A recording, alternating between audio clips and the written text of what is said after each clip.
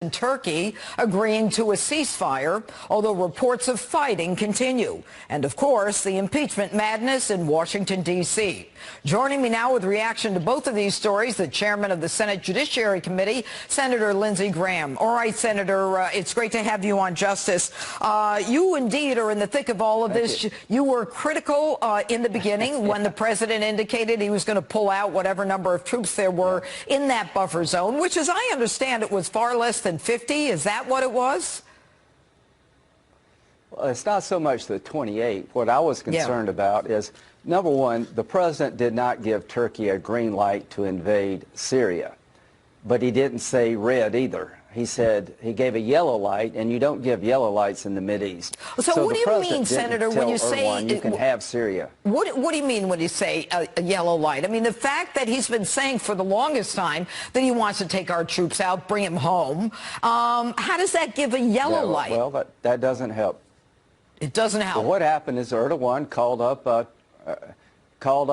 up Trump and said, you're not living up to your end of the bargain about the safe zone to protect Turkey from the Kurds. I'm going to go in. The president said, no, you should not. This will be disruptive. But he didn't say you can't go in. He said you shouldn't go in. And let me tell you, if we pull out all of our troops, think Iraq on steroids. Now, we got a chance to fix this. I'm not going to be on television telling people something I don't believe. The Kurds fought with us when nobody else would. Thousands of them died trying to destroy ISIS.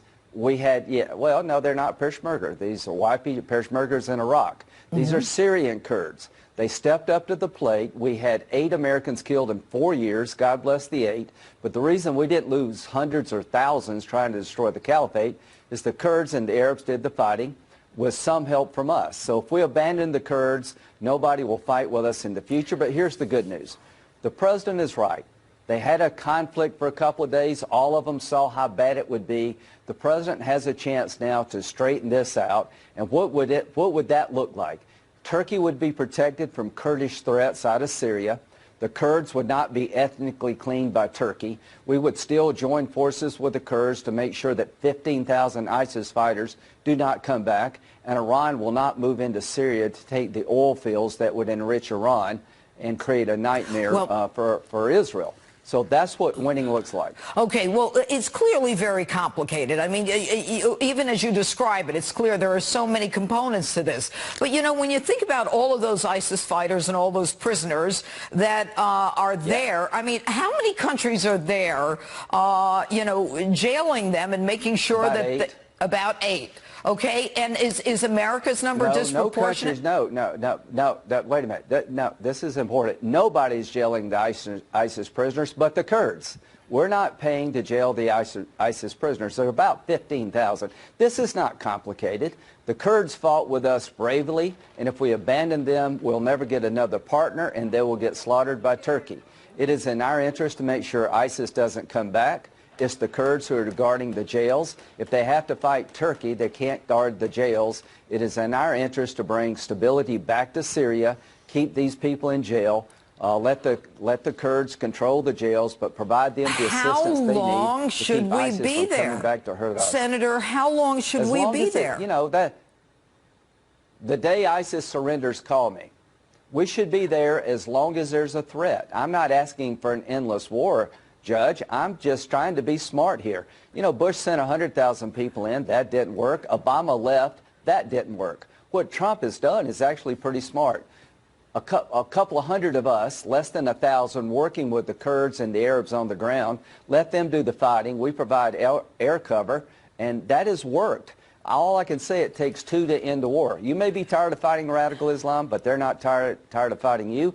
And if we abandon the Kurds, ISIS will come back. And if there's an attack here or against our allies, President Trump owns it. And you can avoid all that by less than 1,000 troops. All right. And how long have they been fighting? How long have the Kurds and the Turks been fighting? They've had troubles for a long time. But do you remember 9/11? I certainly do, Senator. I was in New York City. How long has it been? Yeah. Okay. I think you do. Of course I do, Senator, and I'm not suggesting anything other than at some point we recognize that we can't be all over the world. And we are. We're in, how many countries are we in right now? our footprint in Syria is about 1,000, okay? Here's what you need to recognize. If you ignore the Middle East, it won't ignore you. September the 10th, 2001, we didn't have any soldiers in Afghanistan, not a dime of aid to the country, not even an embassy. We got attacked anyway. They're not going to quit fighting us. If you don't get that, I am so sorry to the people who think if you leave radical Islam alone, they'll leave you alone. They'll try to kill us until we stop them. The best way to stop them is to have people in the region do the fighting with a little bit of help from us. Obama left Iraq. How well did that work out? Well, that didn't work out well at all, clearly. The good news. There was a vacuum, but at the same time, now they have this supposed Trump has come up, yeah.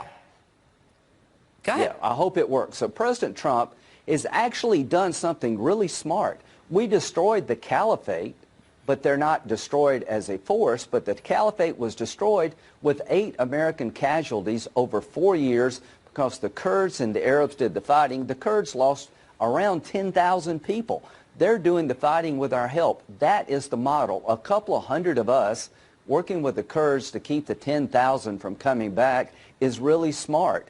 Guarding the oil fields in the south so Iran doesn't take them over is smart. Here's what I would advise President Trump to do, and I think do a deal. Take over those oil fields in the south, share the revenue with the Arabs and the Kurds who helped us fight ISIS, and keep the money away from Iran and Assad. You could actually make money in Syria if you took those oil fields over and shared the revenue with the people who've done the fighting. I think the president talked about that a long time ago, but let me ask you one thing. If this supposed ceasefire, and there are claims now that already there's been violations of it, what do you suggest we do? I think the president's created an opportunity here. I want to give him a lot of credit for weighing in and stopping the fighting, but I talked to Mazloum, the leader of the Kurdish forces. He's very concerned. Here's what we should do. We should find a safe zone to protect Turkey. The YPG Kurds, in the eyes of Turkey, are a safe zone. Create one between Turkey and the Kurds, but you do not allow, Judge, Turkey to ethnically cleanse Kurds from the Syrian border. You cannot do that. You cannot allow Turkey to displace hundreds of thousands of Kurds. That's not a safe zone. That's ethnic cleansing. And when Turkey hears America will not tolerate that, they won't do it. Let's talk about impeachment for a second. You're the chair of the Judiciary in the Senate. How do you think it's going with this so-called... Can I tell you about impeachment? Go ahead. Yeah. Impeachment's a bunch of bull. Impeachment is BS. Impeachment is well, you political are certainly revenge. fired up today. The president's done nothing wrong. Well, I know the president has done, and that's my open today. Well, but here's the question. What are you going to do when it gets to the Senate? If it gets to the Senate. It's going to die. It's going to be dead on arrival. You have to hold a trial, but if impeachment is based on the transcript of the phone call between Trump and the president of the Ukraine, that was a good phone call. It's not an impeachable offense. And to those who are listening, the Ukraine was involved in our elections in 2016. There's some people in the Ukraine that put a hit job on Manafort, the president's campaign manager. Politico wrote an article about Ukrainian interference in the American 2016 election, but nobody gives a damn because it involves Democrats. So Durham, the U.S. attorney up in Connecticut, is looking at this. So it is okay for the president to want to find out